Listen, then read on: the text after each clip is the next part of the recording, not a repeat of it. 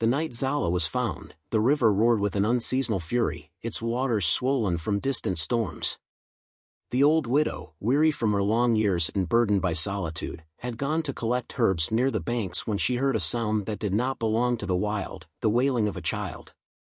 Wrapped in fine but soaked silk, the infant lay on the muddy shore, her tiny fingers clenched as though holding on to something unseen. The widow hesitated. A child abandoned by the river was a bad omen, the village believed. But the sight of her helpless form, the quiet gasps between sobs, melted the old woman's heart. She lifted the girl into her frail arms and whispered, "You will not be alone." From that moment on, Zala became hers. The village did not welcome her. As she grew, the children refused to play with her, calling her River's curse and the girl with no blood. The elders whispered behind her back, their sharp gazes following her whenever she walked through the market to help the widow. Even the kindest among them hesitated before speaking to her, as if fearing she carried a hidden misfortune. Zala learned early not to expect kindness. The widow did her best to shelter her, filling their small hut with warmth and stories. On nights when the wind howled through the cracks in the walls, she would hold Zala close and whisper of things long forgotten, tales of lost royalty, of kingdoms swallowed by time, of a great bloodline hidden in plain sight. "Fate has a strange way of weaving its stories," she would say. "One day, the truth will find you." But to Zala, the truth was simple: she was no one, a child thrown away by the river. And no one cared to prove otherwise. The sun burned high over the village as Zala walked through the narrow paths, her arms aching from the heavy basket of yams she carried. Dust clung to her skin, but she did not slow her pace. The widow had sent her to the market early, hoping that if she arrived before the crowd, she could barter before the traders noticed her. She approached the first stall, where a plump woman sat behind piles of millet and groundnuts. Zala placed a few coins on the table, her voice quiet but steady. "I need some flour." The woman glanced up, her lips curling in distaste. Without a word, she swept the coins aside with the back of her hand, sending them clattering into the dirt. "I don't sell to river children," she said. The words stung, though Zala had heard them 100 times before. She bent down, picking up the coins with shaking fingers, but before she could stand, a boy kicked dust into her face. Laughter erupted around her. "Go back to where you came from," one of the village boys taunted, his voice full of mockery. "Or maybe the river will take her back," another jeered. Zala clenched her fists, keeping her head low.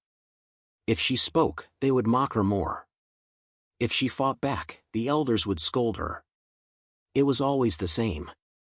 She turned away, stepping back toward the widow's hut, her stomach tight with hunger. The flour would have to wait.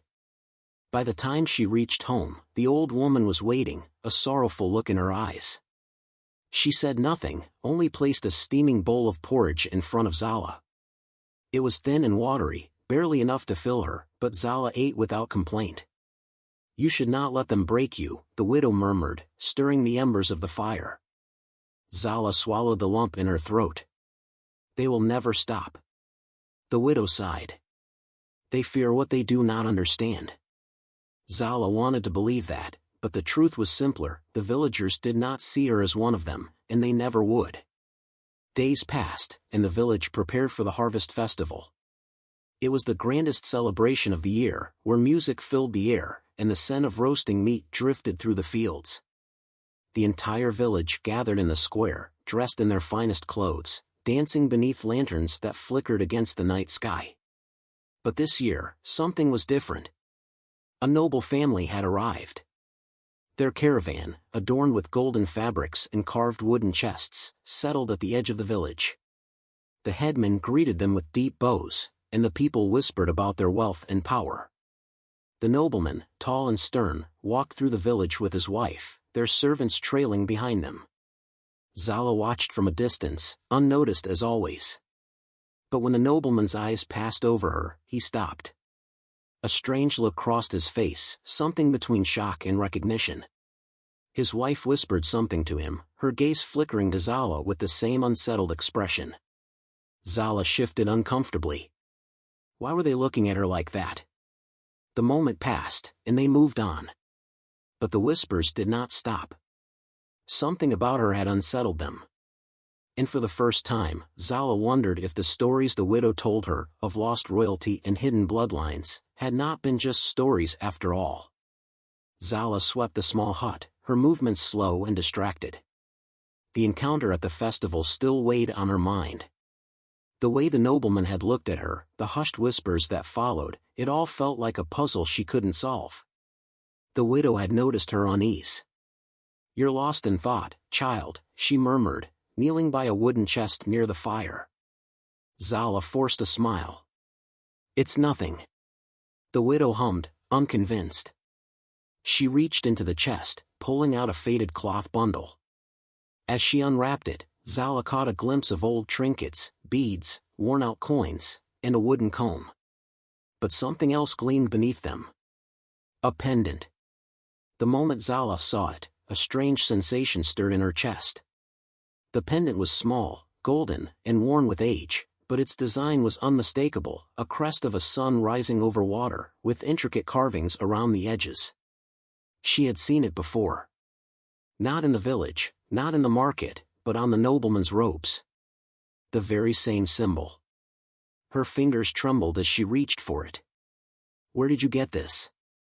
The widow hesitated, her usually steady hands clenching the cloth in her lap. "I suppose it was time you knew," she said finally. Zala sat down, her pulse quickening. The widow took a deep breath, staring into the fire as if the flames held the memories she wished to forget. "I found you by the river when you were a baby," she admitted. "Wrapped in silk, barely a few days old. And this pendant was with you." Zala's breath caught in her throat. "I always knew you were not meant to be an orphan," the widow continued. "But I also knew that whoever left you there, left you for a reason." Zala stared at the pendant in her palm. She had spent her whole life believing she was unwanted, worthless. Now, the truth was far more complicated. If she had been born into nobility, why had she been abandoned? Her mind raced, memories of the nobleman's face flashing before her. The way he had looked at her, it hadn't been just curiosity. It had been something deeper. Recognition. She gripped the pendant tightly. The villagers had mocked her, cast her aside. But now, she had proof that she was more than just an orphan girl. And she would find out why she had been left behind. Zala moved like a shadow through the village, her heart pounding as she neared the nobleman's camp. Torches flickered in the distance, casting long, eerie shapes against the trees. She could hear the murmurs of guards, the rustling of fabric as the nobles settled in for the night. Clutching the pendant beneath her cloak, she exhaled softly. She had to be quick. One glimpse at their belongings, any crest, any document, anything that could tell her why she had been left by the river all those years ago. She crept past the first tent, careful not to disturb the baskets of supplies piled outside. Inside, a low voice murmured, followed by laughter. Servants, perhaps. They would not know what she sought. Her eyes locked onto a larger tent, embroidered with golden patterns, the nobleman's. That was where she needed to go. Slipping inside, she scanned the space. A wooden chest sat near the center, its lid slightly ajar. With trembling hands, she lifted it, her breath catching. Fabrics of deep blue and crimson, stitched with the same crest as her pendant. Her fingers traced the symbol, her mind spinning. This was it. Proof. But before she could think, the tent flap snapped open. A strong hand seized her wrist. Zala gasped, trying to pull away, but the grip was ironclad. A lantern was raised, and suddenly, she was staring into the furious eyes of a guard. "A thief!" he bellowed. The camp erupted in chaos. Before she could even explain, she was dragged outside, thrown onto the ground before the nobleman's feet. The entire village was waking now, drawn by the commotion. The nobleman's face twisted in disgust. "You dare steal from me?" Zala tried to speak, but a swift slap to her cheek silenced her. Gasps rippled through the crowd. The villagers, who had never thought twice about her, now had reason to sneer. "She was always a beggar," someone muttered. Filthy orphan, another spat. The nobleman raised a hand to strike again, but then, a woman's sharp intake of breath caught through the night. His wife. She stepped forward, her eyes locked on Zala's face. Horror, disbelief, something unspoken flickered in her gaze. Zala barely registered the pain from the slap. All she could focus on was the noblewoman's trembling lips, her voice barely above a whisper. She looks like. The words faltered, but the effect rippled through the crowd like wildfire. The villagers, the guards, even the nobleman himself hesitated. The resemblance. Zala's face. Her eyes. Could it be? Silence stretched unbearably, heavy with uncertainty. The truth hovered on the edge, waiting to be spoken. The nobleman's face darkened, his hands curling into fists as he glared at Zala. The accusation, the possibility, he wanted to deny it. But the resemblance was undeniable. The noblewoman stepped closer, her voice trembling. It cannot be, but she has your eyes. Gasps rippled through the crowd. The villagers who had mocked and tormented Zala now stood frozen, waiting for what would happen next. The nobleman's chest rose and fell heavily. He turned away, as if doing so would make the past disappear. This is nonsense. But the truth had already been spoken, and silence would not bury it. An elder from the village stepped forward, his voice low but firm. My lord, if she is who she appears to be, then we all have wronged her. The nobleman flinched.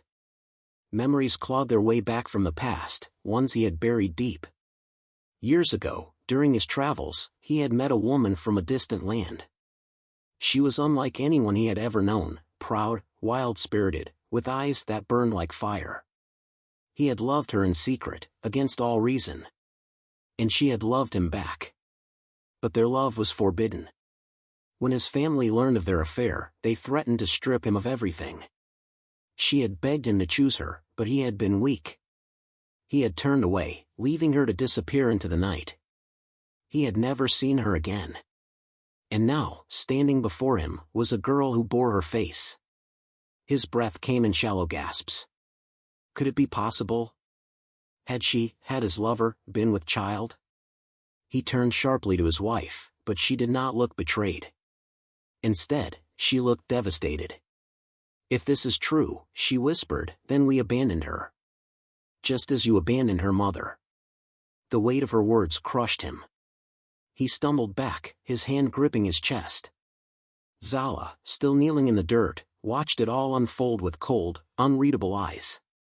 She had spent her whole life being told she was nothing. A stray. A curse. Now, the same people who had thrown stones at her stood silent, their faces painted with shame. The village chief cleared his throat. There is a way to know the truth.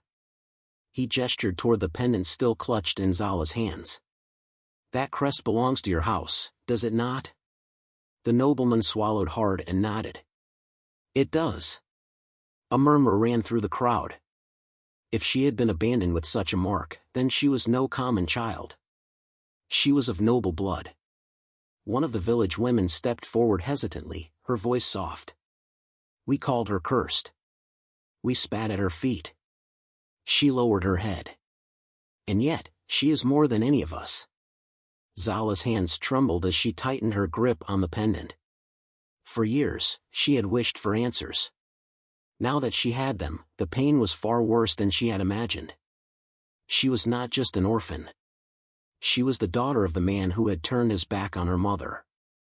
And now, all of them, her father, the nobles, the village, stood in silence, waiting for her to decide what happened next. The nobleman knelt before Zala, his voice heavy with regret.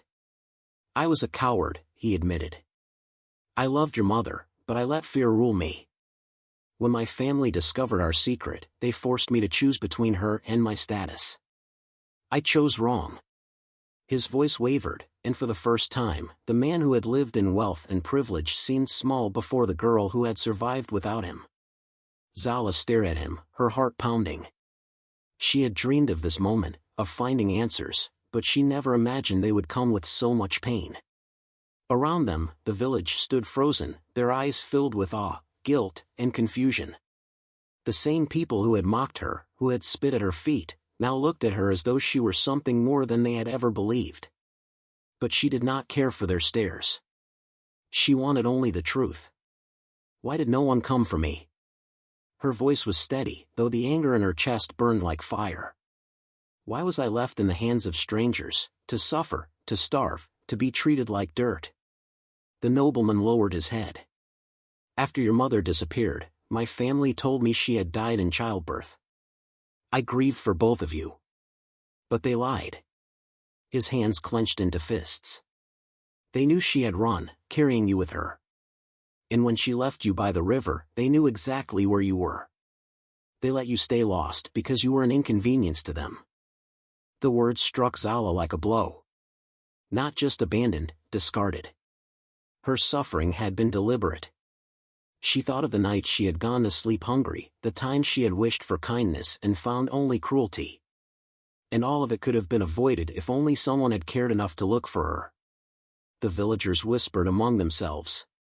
Those who had tormented her now wore shame on their faces. The elders, who had turned their backs on her suffering, lowered their gazes. The traders who had refused her food and work shifted uncomfortably. The nobleman reached into the folds of his robe and pulled something from a pouch, an identical pendant to the one she had found among the widow's things. This was made for you, he said, his voice barely above a whisper. A token of your birthright. I should have given it to you long ago. Zala took the pendant, feeling the cool metal against her skin. It was proof of who she was. Proof that her suffering had been unnecessary. Proof that the man before her had once been too weak to claim his own child. The nobleman took a breath. Come with me, he said. Let me give you the life you were meant to have.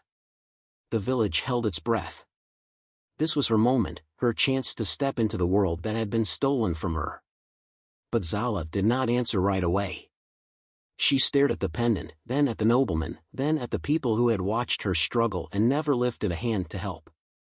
I don't want your riches, she said at last. Her voice was calm, but there was no mistaking the strength in it. I don't want your guilt. I don't want to live among people who only see my worth now that they know my bloodline. The nobleman's face fell, but he nodded, as if he had expected it. Then what do you want? Zala turned to the widow, the woman who had taken her in without knowing who she was, who had given her what little she had. I want the truth to be known, she said. I want to choose my own path.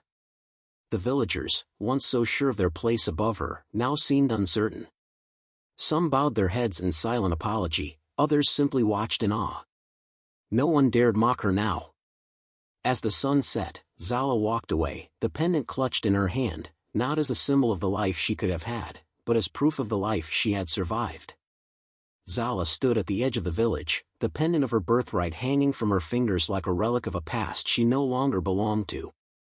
The villagers watched in silence, their faces a mix of shame, awe, and something else, fear. Not of her bloodline, but of what she had become. She did not beg them to see her differently. She did not crave their acceptance. For years, they had spat at her feet, whispered behind her back, and cast her aside. Now they looked at her with the reverence they had once reserved for those they deemed important. But Zala had no need for their late offerings of respect. She had built herself from the ashes of their cruelty, and she stood stronger than any of them had ever imagined. The nobleman, her father, watched her with sorrow in his eyes. He had offered her riches, a place by his side, the title that had been stolen from her. But Zala knew the truth, power did not come from gold or names. It came from knowing who you were, from standing tall even when the world tried to break you. And she had done that alone. She turned to the widow, the only one who had ever shown her kindness. Come with me, Zala said softly. We owe nothing to this place. The old woman hesitated, her eyes glistening. And where will we go, child? Zala looked beyond the village, past the hills, to the vast world that awaited. Anywhere, she said. Everywhere. The village murmured as she walked past them. Some reached out, as if to call her back, but no words came. They knew she was beyond them now, a story they would whisper for generations. The girl who was nothing, they would say, became something greater than all of us. And as the last rays of the sun bathed her in golden light, Zala smiled. She had no title, no home, no wealth. But she had something far more powerful. She had her own legend. The years passed, but the memory of Zala never faded. The village that once cast her aside now spoke her name with hushed reverence, as if afraid that even the wind carried her presence. No one knew exactly what became of her, only that she had left without looking back, stepping into a world that had no chains to hold her.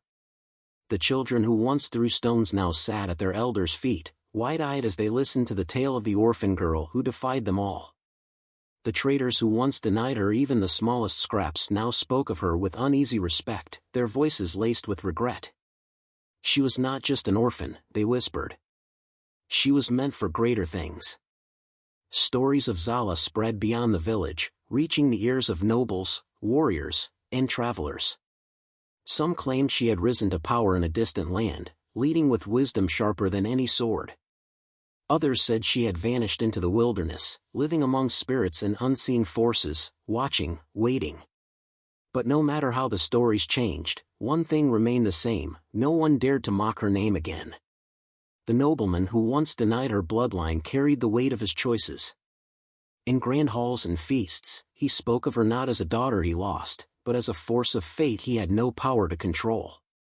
His own people whispered that he had been given a gift and thrown it away, and that perhaps, one day, she would return, not as his daughter, but as something beyond his reach. The widow who once saved her lived out her days in peace, honored now as the woman who had raised a legend.